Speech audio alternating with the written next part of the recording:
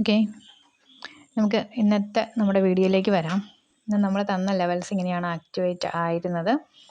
നോക്കോളൂ, നമ്മുടെ ഇൻഡെക്സ് ലെവലിൽ bank Nifty അതിൻ്റെ ക്രോസിംഗ് ലെവൽ ടച്ച് ചെയ്തു, റിജക്റ്റ് ചെയ്തിട്ടുണ്ട്. ഈ ഒരു ഏരിയ എത്തിയപ്പോഴത്തേക്കും ഞാൻ പറഞ്ഞിരുന്നു ഇത് റിജക്ഷൻ പോയിൻ്റ് ആണ് എന്നുള്ളത്. ഇത് നമ്മൾ വളരെ ശ്രദ്ധിക്കേണ്ട, വളരെ കോൺഷ്യസ് ആയിട്ടിരിക്കേണ്ട പൊസിഷൻ കൂടിയാണ് കേട്ടോ ഇത്. കാരണം ഇവിടുന്ന് നല്ല രീതിയിൽ റിജക്റ്റ് ചെയ്ത് ഇവിടെ ബോർഡ് ലൈൻ വരുമ്പോൾ ഒന്ന് തിരിച്ചൊന്ന് റിജക്റ്റ് ചെയ്തേക്കാം. ഇല്ലാന്നുണ്ടെങ്കിൽ നല്ല രീതിയിൽ താഴത്തേക്ക് ഡൗൺ ആകാനുള്ള സാധ്യതകളുണ്ട്. ഇവിടുന്ന് എന്തായാലും നമ്മൾ സി പൊസിഷനെ കട്ട് ചെയ്യണം. ദെൻ അവിടുന്ന് വീണ്ടും ഒരു എബോ പൊസിഷൻ വന്നാൽ വീണ്ടും നിങ്ങൾക്ക് സി എടുക്കാമെന്ന് പറഞ്ഞിരുന്നു അല്ലേ. അവിടുന്ന് വീണ്ടും അത് റൺ ചെയ്തിട്ടുണ്ട്. ദെൻ പക്ഷേ നിഫ്റ്റിയിലേക്ക് വരുമ്പോൾ നിഫ്റ്റി ഇതുപോലെ തന്നെ ക്രോസ് ചെയ്ത് അതിൻ്റെ ക്രോസിംഗ് ലെവലെത്തി ഡൗൺ ആയിട്ടുണ്ട്. ദെൻ വീണ്ടും തിരിച്ച് അതിൻ്റെ ക്രോസിംഗ് ലെവലിൽ കൺസോൾഡേറ്റ് ചെയ്യുകയാണ് ചെയ്തേക്കുന്നത്. കാരണം ഇതിനപ്പുറത്തേക്ക് ഒരു പൊസിഷൻ ഇല്ല കേട്ടോ. അതായത് ഒന്നെങ്കിൽ ഇതുപോലെ ക്രോസ് ചെയ്യാം, കണ്ടോ നമ്മളുടെ ബാങ്ക് നിഫ്റ്റി അതിൻ്റെ ലെവൽ ഓഫ് ക്രോസിങ്ങും കഴിഞ്ഞ് ക്രോസ് ചെയ്തിട്ടുണ്ട്. പക്ഷെ അപ്പോൾ അപ്പുറത്തെ ആൾ ക്രോസ് ചെയ്യില്ല എന്നുള്ളതാണ് നമ്മളുടെ പോയിന്റ് എന്ന് പറയുന്നത്. അതായത് നിഫ്റ്റി ക്രോസ് ചെയ്യില്ല, ഏതെങ്കിലും ഒരെണ്ണം ക്രോസ് ചെയ്യില്ല. ഇപ്പോൾ ബാങ്ക് നിഫ്റ്റി ക്രോസ് ചെയ്തു, എന്നാൽ നിഫ്റ്റി ക്രോസ് ചെയ്തിട്ടില്ല, കണ്ടോ അവിടെ കിടന്ന് കൺസോൾഡേറ്റ് ചെയ്യുക. പക്ഷേ നിഫ്റ്റി ക്രോസ് ചെയ്യുകയാണെങ്കിൽ ഇതുപോലെ ബാങ്ക് നിഫ്റ്റി ക്രോസ് ചെയ്യില്ല, ഈ ലൈനിൻ്റെ ഉള്ളിൽ തന്നെ സസ്റ്റെയിൻ ചെയ്യും. അത് നിങ്ങൾ ശ്രദ്ധിച്ചോളാം. ഇനി രണ്ടും ക്രോസ് ചെയ്യുകയാണെങ്കിൽ അത് നമുക്ക് റിസ്ക് ആയിട്ടുള്ള ക്രോസിംഗ് ആണ്. അത് എവിടം വരെ പോകുന്നത് നമുക്ക് പറയാൻ പറ്റില്ല. ചിലപ്പോൾ മുകളിൽ തന്നെ നിന്ന് 1-2 ക്യാൻഡിൽ കയറിയതിന് ശേഷം കൺസോൾട്ടേഷൻ ആയിരിക്കും സംഭവിക്കുക. അതുകൊണ്ട് അത് റിസ്കി ക്രോസിംഗ് ആണെന്നാണ് നമ്മൾ പറയാറുള്ളത്. ദെൻ ഇത് നമ്മുടെ ഫ്യൂച്ചർ ഇതുപോലെ നമ്മളുടെ ലെവൽ ഓഫ് ക്രോസിങ് വന്നിട്ട് സസ്റ്റെയിൻ ചെയ്ത് റിജക്റ്റ് ചെയ്തിട്ടുണ്ട്. ദെൻ നിഫ്റ്റിയുടെ സർവീസ് ഇതുപോലെ നമ്മൾ ഇതിന് ക്രോസിംഗ് ലെവൽസ് നമ്മൾ തരാറില്ല. ഇതിങ്ങനെ നമ്മൾ ബോൾ ലൈൻ വരെ വരച്ച് കൊടുക്കാറുള്ളൂ. ബാക്കി ഉള്ളതിൻ്റെ ക്രോസിംഗ് ലെവൽസ് മതി, അത് വെച്ചിട്ട് നമുക്ക് ട്രേഡ് ചെയ്യാം. ഇനി നമ്മളുടെ മെയിനായിട്ടുള്ള നമ്മളുടെ സ്ട്രൈക്ക് ലെവൽസിലേക്ക് വരാം. സ്ട്രൈക്ക് ലെവൽസ് ബാങ്ക് നിഫ്റ്റി അതിൻ്റെ ബോർഡ് ലൈൻ ടച്ച് ചെയ്തു, റിജക്റ്റ് ചെയ്തു. ഓക്കെ, അതുപോലെ തന്നെയാണ് അതിൻ്റെ മന്ത് എൻ്റെ സിയും. ഇത് വീക്കെൻഡ് സി ആയിരുന്നു, ഇത് മന്തിൻ്റെ സി ആണ്. കണ്ടോ ബോർഡ് ലൈൻ ടച്ച് ചെയ്തു, റിജക്റ്റ് ചെയ്തു. രണ്ടും ഒരേപോലെ തന്നെയാണ് സംഭവിച്ചിരിക്കുന്നത്. അപ്പോൾ അവിടെ ഇത് രണ്ടും നോക്കാൻ തന്നെ നമുക്ക് എന്ത് ചെയ്യാം, ഓക്കെ ഒരു റിജക്ഷൻ ഉണ്ട്, അപ്പോൾ നമുക്കൊരു സി പൊസിഷൻ ആക്റ്റീവ് ആണെന്ന് പറയാം. അപ്പോൾ അതേപോലെ തന്നെ നമുക്ക് പി പൊസിഷനും അത് തന്നെ ആയിരിക്കണം. പി പൊസിഷൻ ഇവിടെ താഴത്തേക്ക് വന്ന് ഇടിഞ്ഞിട്ടുണ്ട്, പിന്നെ തിരിച്ച് ബോർഡ് ലൈനിലേക്ക് വന്ന് റിജക്റ്റ് ചെയ്തിട്ടുണ്ട്. ഓക്കെ, ഇതും കറക്റ്റ് തന്നെയാണ്. നമുക്ക് ബോർഡ് ലൈൻ വന്ന് റിജക്റ്റ് ചെയ്യുന്നുണ്ട്, ഇത് ബോർഡ് ലൈൻ വന്ന് റിജക്റ്റ് ചെയ്തിട്ടുണ്ട്. സോ ഇത് നമുക്ക് എന്ത് ചെയ്യാം, കറക്റ്റ് പൊസിഷനാണ്. പക്ഷേ ഇത് ഓൾറെഡി ഫസ്റ്റ് ക്യാൻഡിൽ തന്നെ ബോർഡ് ലൈൻ ക്രോസ് ചെയ്ത് ഫസ്റ്റ് ലെവലിലേക്ക് പോയി. അപ്പോൾ എന്തായാലും നമുക്ക് 3 എണ്ണം ഒക്കെ കൺഫേംഡ് ആണ്. സോ നമുക്ക് ആ ട്രേഡിലേക്ക് ആക്റ്റീവ് ആകാം, നമുക്കത് ഓക്കെ ആണെന്ന് പറയാം.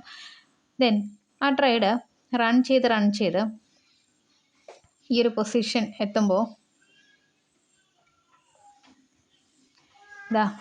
സി പൊസിഷൻ അതിൻ്റെ മാക്സിമം ലെവലിൽ, അതായത് ഈ ഒരു ലെവലൊക്കെ ആയപ്പോൾ ഞാൻ പറഞ്ഞിട്ടുണ്ടായിരുന്നു ഇത് കട്ട് ചെയ്തോളൂ, സി പൊസിഷൻ റിസ്കി ആണെന്നുള്ളത് പറഞ്ഞിട്ടുണ്ടായിരുന്നു. കാരണം ഇത് എൻ്റെ മാക്സിമം ലെവലിൽ വന്നു, കണ്ട 1, 2, 3, 4 അല്ലേ, 4, 5 ക്യാൻഡിലൊക്കെ ആയപ്പോഴത്തേക്ക് എൻ്റെ മാക്സിമം അല്ലേ, ഇത് 6ാമത്തെ ക്യാൻഡിലാണ് ഫുള്ളി മാക്സിമം ലെവലിലേക്ക് വന്നിട്ടുള്ളത്. അവിടെ വരെ അത് റൺ ചെയ്തിട്ടുള്ളൂ.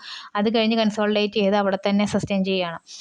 പക്ഷേ ഇതുപോലെ തന്നെ 6ാമത്തെ ക്യാൻഡിൽ നോക്കിയേ, 1, 2, 3, 4, 5, 6, 6ാമത്തെ ക്യാൻഡിൽ ഇതുപോലെ പി പൊസിഷൻ മാക്സിമം ഇടിഞ്ഞ് നിൽക്കുകയാണ്. അതായത് ഇവിടുന്ന് ഒരു റിജക്ഷൻ എന്തായാലും സംഭവിക്കും. സി പൊസിഷൻ മാക്സിമം ആയി, പി പൊസിഷൻ മാക്സിമം ഇടിഞ്ഞു. സോ ഈ ഒരു പൊസിഷനിൽ റിജക്ഷൻ സംഭവിക്കാനുള്ള സാധ്യതയുണ്ട്. പക്ഷേ റിജക്ഷൻ സംഭവിക്കണമെങ്കിൽ ഇതിപ്പോൾ സെക്കൻഡ് ലെവൽ ക്രോസിങ്ങിലല്ലേ നിൽക്കുന്നത്, പി സെക്കൻഡ് ലെവലിലാണ്, അതുപോലെ സി സെക്കൻഡ് ലെവലിലാണ്. ബാക്കിയുള്ളതും അതുപോലെ ആണെങ്കിൽ ശരിക്കും അത് റിജക്ഷൻ സംഭവിക്കും. പക്ഷേ ഇവിടെ നോക്കി 1, 2, 3, 4, 5, 6ാമത്തെ ക്യാൻഡിൽ എന്ന് പറയുന്ന സെക്കൻഡ് ലെവലും ക്രോസ് ചെയ്ത് മുകളിൽ പോയി. ഇവിടെ 1, 2, 3, 4, 5, 6 ക്യാൻഡിൽ സെക്കൻഡ് ലെവലും ക്രോസ് ചെയ്ത് പോയി. അപ്പോൾ ഇത് ആകെ ഇത് 2 എണ്ണം മാത്രമേ മാച്ച് ചെയ്യുന്നുള്ളൂ.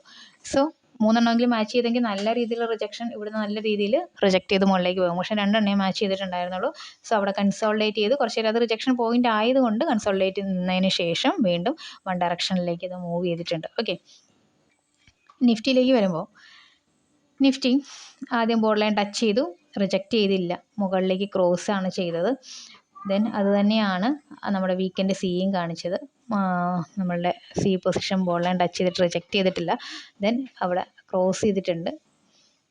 ദെൻ നമ്മളുടെ പി പൊസിഷനും ബോർഡർ ലൈൻ ടച്ച് ചെയ്തിട്ട് പോലുമില്ല, അതിന് ഓപ്പോസിറ്റ് ആയിട്ട് നിൽക്കുന്നത്. ദെൻ ഇവിടെയാണെങ്കിൽ ബോർഡർ ലൈനെ ക്രോസ് ചെയ്ത് താഴത്തേക്ക് പോകുന്നുണ്ട്. അപ്പോൾ നമുക്കൊരു കൺഫേംഡ് ആയിട്ടുള്ളൊരു പൊസിഷൻ നിഫ്റ്റിയിൽ പറയാൻ പറ്റില്ല. പക്ഷേ ബാങ്ക് നിഫ്റ്റിയിലായിരുന്നു നമുക്ക് കറക്റ്റായിട്ട് കൺഫേംഡ് പൊസിഷൻ പറയാൻ പറ്റുന്ന 3 ഓക്കെ ആയിരുന്നു. 3 ബോർഡർ ലൈൻ ടച്ച് ചെയ്ത് റിജക്റ്റ് ചെയ്ത് പോന്നിട്ടുണ്ട്. ഇത് ബോർഡർ ലൈൻ ടച്ച് ചെയ്ത് മുകളിലേക്ക് റിജക്റ്റ് ചെയ്യുന്നുണ്ട്. ഇത് ബോർഡർ ലൈനെ ക്രോസ് ചെയ്ത് താഴേക്ക് വന്നിട്ട് അവിടെ തന്നെ സസ്റ്റെയിൻ ചെയ്ത് റിജക്റ്റ് ചെയ്ത് മുകളിലേക്ക് നിൽപ്പുന്നുണ്ട്. രണ്ടാമത്തെ ക്യാൻഡിൽ ബോർഡർ ലൈനിൽ എത്തി നിൽക്കുകയാണ്, ജസ്റ്റ് താഴെ നിൽക്കുകയാണ് കേട്ടോ, അല്ലാണ്ട് മുകളിലേക്ക് ക്രോസ് ചെയ്ത് അകത്തേക്ക് തന്നെ കയറിയിട്ടില്ല, താഴെ തന്നെ സസ്റ്റെയിൻ ചെയ്യുകയാണ്. നമുക്കത് കൺഫേംഡ് ആക്കി കൊടുക്കാം. അതുകൊണ്ട് തന്നെ നമുക്ക് ഇത് മാക്സിമം ട്രേഡ് ആയിരുന്നു. ദെൻ ഇവിടെ എത്തിയപ്പോഴത്തേക്കും ഇത് റിസ്കി പൊസിഷനാണ്, സി കട്ട് ചെയ്തോളാൻ പറഞ്ഞു. വീണ്ടും ഇത് മുകളിലേക്ക് പൊങ്ങുകയാണെങ്കിൽ എടുത്തോളാൻ പറഞ്ഞു. വീണ്ടും ഇത് മുകളിലേക്ക് പൊങ്ങിയപ്പോഴത്തേക്കും സി എടുത്തിട്ടുള്ളവരുണ്ടാകാം. സിയിൽ അപ്പോഴും നമുക്ക് പ്രോഫിറ്റബിൾ തന്നെയാണ്. പക്ഷേ അത് തിരിച്ച് ഈ ഒരു പൊസിഷൻ ടച്ച് ചെയ്തപ്പോൾ ഞാൻ എക്സിറ്റ് ചെയ്യാനായിട്ട് വീണ്ടും ആവശ്യപ്പെട്ടു. കാരണം ഇതൊക്കെ നല്ല റിജക്ഷൻ പോയിന്റിൽ നിൽക്കുന്ന പൊസിഷൻസാണ്. സോ അവിടുന്ന് റിജക്റ്റ് ചെയ്യണം. കണ്ടോ, ഇതെല്ലാം ക്രോസ് ചെയ്തിട്ടുണ്ട്. കണ്ടോ, ഇതൊരു എൻ്റെ മെയിൻ ക്രോസിങ് ലെവൽ വന്നിട്ട് ക്രോസ് ചെയ്ത് താഴേക്ക് പോയിട്ടുണ്ട്. ഇത് ക്രോസ് ചെയ്തിട്ടുണ്ട്. ദെൻ ഇത് ക്രോസ് ചെയ്തിട്ടുണ്ട്. ഇതും ക്രോസ് ചെയ്തിട്ടുണ്ട്. നമുക്ക് നിഫ്റ്റിയിലേക്ക് വരാം. താഴെയുള്ള വീക്കിൻ്റെ പൊസിഷൻസ് രണ്ടും സിയും ബിയും ക്രോസ് ചെയ്തിട്ടുണ്ട്. ദെൻ ഇവിടെ സി ക്രോസ് ചെയ്തിട്ടുണ്ട്, പക്ഷേ ഒരെണ്ണം ക്രോസ് ചെയ്തിട്ടില്ല. ഒരെണ്ണമെങ്കിലും ക്രോസ് ചെയ്യാതെ നിൽക്കും. അതാണ് നമ്മളുടെ ഈ ഒരു സ്ട്രാറ്റജി പറയുന്നത്. അങ്ങനെ ക്രോസ് ചെയ്യാതെ അത് ഏറ്റവും മാക്സിമം ഇടിഞ്ഞ പൊസിഷനിൽ വരുമ്പോഴത്തേക്കും അത് റിസ്കി പൊസിഷനാണ്. പിന്നെ അവിടെ നിന്ന് താഴത്തേക്ക് ഒരു ക്രോസ് ഇല്ല. അതാണ് ഇവിടെ നോക്കിക്കേ, ഇവിടെ പി പൊസിഷൻ ഇടിഞ്ഞ് കണ്ട ഒരു 4-5 ക്യാൻഡിലാക്കി ആയപ്പോഴത്തേക്കും ഇടിഞ്ഞ് മാക്സിമം ഇടിഞ്ഞു. ഇനി ഇവിടുന്ന് പി ഇടിയില്ല. അതുകൊണ്ടാണ് ഇവിടെ വെച്ച് സിനെ കട്ട് ചെയ്യണമെന്ന് ആവശ്യപ്പെട്ടത്. കാരണം പി ഇടിയില്ല, ഇനി പി കയറത്തേ ഉള്ളൂ. കണ്ടോ, പി അതുപോലെ തന്നെ കയറിയിട്ടുണ്ട്. പിന്നെ ഇടിഞ്ഞ് ഈ പൊസിഷൻ അതിന്നും പി കയറത്തേ ഉള്ളൂ. കാരണം ഇനി ഇടിയാൻ സ്പേസ് ഇല്ല. ബാക്കി എല്ലാവരും ക്രോസ് ചെയ്ത് കഴിഞ്ഞ് ഈ ഒരു ക്യാൻഡിൽ മാത്രമാണ്, ഈ ഒരു ഗ്രാഫ് മാത്രമാണ് ഇടിയാതെ ഉള്ളത്. സോ ഈ ഒരു ഗ്രാഫ് ഇടിയില്ല എന്നുള്ളത് ഉറപ്പാണ്. അഥവാ ഇടിഞ്ഞാൽ അത് റിസ്കി ആയിട്ടുള്ള ക്രോസിങ് ലെവൽസാണ്. അതായത് അവിടെ ഒന്നും ട്രേഡ് എടുക്കാൻ ഞാൻ പറയില്ല. കാരണം ബിക്കോസ് അത് ക്രോസിങ് ആണെങ്കിൽ പോലും അതിൻ്റെ ഒരു എൻഡ് നമുക്ക് പറയാൻ പറ്റും. അതുകൊണ്ട് തന്നെ അത് ക്രോസ് ചെയ്ത് അവിടെ തന്നെ കൺസോൾട്ടേറ്റ് ചെയ്യാനുള്ള സാധ്യതകൾ കൂടുതലാണ് മിക്കപ്പോഴും. അതുകൊണ്ട് തന്നെ ഇത് അതിൻ്റെ എൻഡായിട്ട് തന്നെ നമ്മൾ എടുക്കണം. ഈ ഒരു പൊസിഷനിൽ എപ്പോൾ ടച്ച് ചെയ്യുന്നു അപ്പോഴൊക്കെ നമ്മൾ ട്രേഡിൽ നിന്ന് എക്സിറ്റ് ആവണം. ഈ ഒരു പൊസിഷൻ എന്ന് വെച്ചാൽ ഏത് ഗ്രാഫാണോ ക്രോസ് ചെയ്യാതെ നിൽക്കുന്ന ആ ഗ്രാഫ്, ബാക്കി എല്ലാ ഗ്രാഫുകളും ക്രോസ് ചെയ്തിട്ടുണ്ടാകും. ഒരു ഗ്രാഫെങ്കിലും ക്രോസ് ചെയ്യാതെ നിൽക്കും. ഓക്കെ, നമ്മളുടെ ഈ ഒരു പൊസിഷൻ എത്തിയപ്പോൾ സിന്ന് കട്ട് ചെയ്യാൻ പറഞ്ഞു. സി റൺ ചെയ്യും. ഞാൻ ഈ ഒരു പൊസിഷൻ എത്തിയപ്പോൾ തന്നെ പറഞ്ഞു തോന്നുന്നു സിന്ന് കട്ട് ചെയ്യാൻ. ഒരു പൊസിഷൻ കൂടി ഇടിഞ്ഞ് മാക്സിമം പി വന്നിട്ടുണ്ട്. അതിന് ശേഷമാണ് പി റൺ ചെയ്തേക്കുന്നത്. അതിന് ശേഷം വീണ്ടും ഇടിഞ്ഞിടിഞ്ഞ് വന്ന് റൺ ചെയ്തിട്ടുണ്ട്. ഇതാ 2.25 ഒരു ലെവലുണ്ട് നമുക്ക്. 2.25 ലെവലിൽ നമുക്ക് നല്ല പ്രോഫിറ്റ് റേഞ്ച് വരുന്ന ഒരു ലെവലാണ്. ആ ലെവലിൽ നമ്മൾ ട്രേഡ് എടുക്കണമെന്നുണ്ടെങ്കിൽ ആ ഒരു ലെവലിൽ ഈ ഒരു പൊസിഷനെ ടച്ച് ചെയ്ത് നമുക്ക് പൊസിഷൻ ഉണ്ടെങ്കിൽ നമുക്ക് ട്രേഡ് എടുക്കാം. നോക്കിയോ, ഈ ഒരു പൊസിഷൻ ഉണ്ട് 2.25 ടൈമിന് ഈ ഒരു പി പൊസിഷൻ ലാസ്റ്റ് വന്ന് റൺ ചെയ്ത് നിൽപ്പുണ്ട്. ഓക്കെ,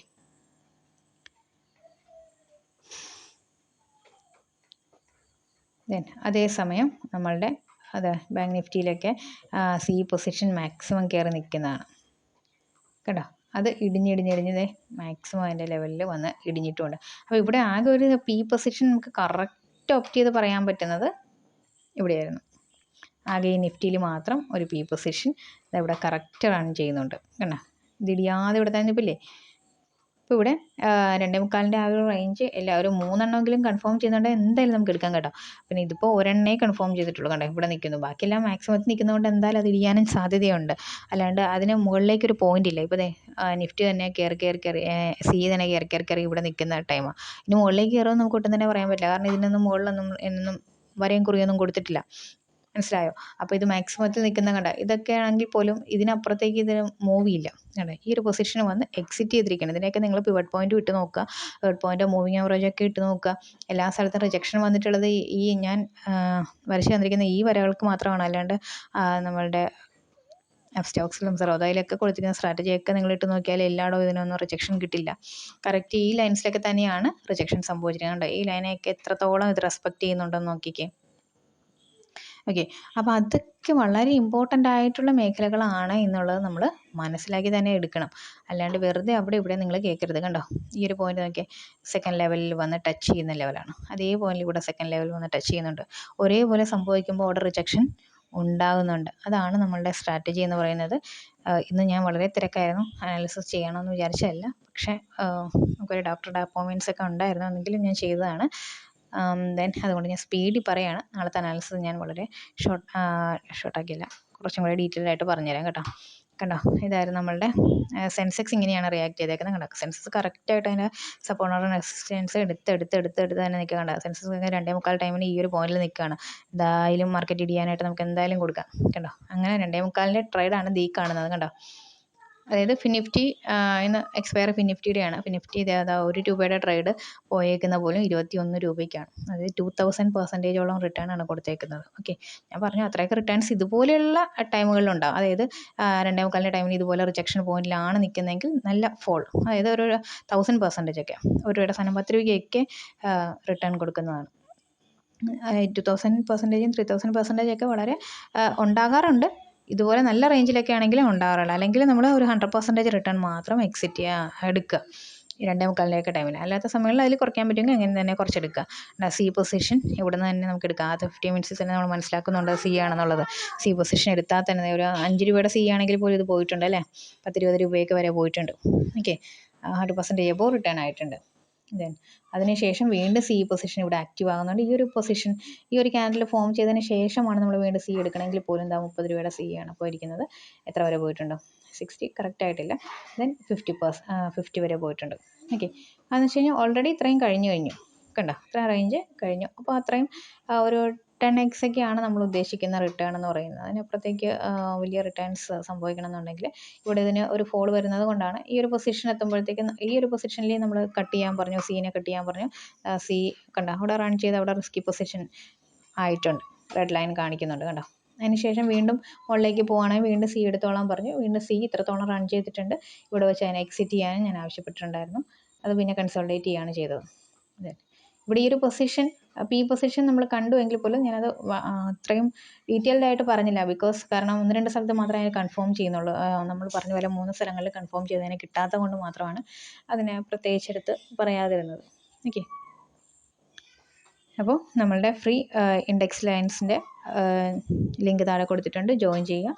ദെൻ സ്ട്രൈക്ക് ലെവൽസ്, അതായത് ഈ ലെവൽസൊക്കെ നമുക്ക് പെയ്ഡ് ആയിരിക്കും. സ്ട്രൈക്ക് ലെവൽസ് അത് മാത്രം വേണ്ടവർ അതിന് നമ്മൾ സെപ്പറേറ്റ് കോൺടാക്റ്റ് ചെയ്യുക. ഓക്കെ, വാട്സപ്പ് നമ്പർ താഴെ കൊടുത്തിട്ടുണ്ട്. ഓക്കെ.